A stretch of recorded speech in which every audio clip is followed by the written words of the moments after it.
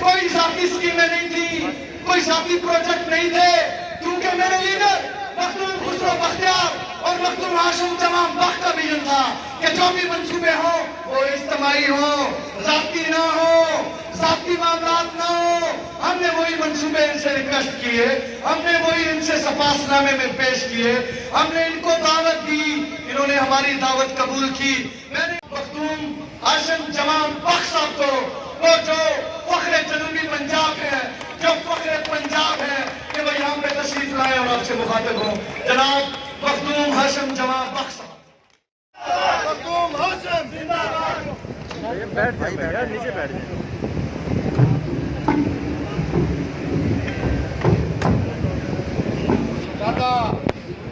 बिस्मिल्लाहिर्रहमानिर्रहीम।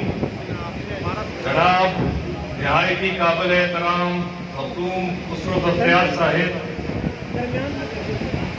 मेरे साथ आने वाले मुअज़्ज़िज़ अरकान पार्लियामेंट मियां शफी साहिब, मखदूम फवाद साहिब, आमिर नवाज चांडिया साहिब, हमारे पीटीआई खानपुर के रूह रवा और हमारी आज की महफिल के मेजबान ने आला राजा सलीम साहिब, बहुत बेहतरीन सियासी बसीरत रखने वाले चौधरी अजहर साहिब, अब्दुल रहमान साहिब, मेरे सामने बैठे मुअज़्ज़िज़ीन इलाका, ख़वातीन व हज़रात, मेरे नौजवानों, मेरे भाइयों, मेरी बहनों, अस्सलाम वालेकुम। ये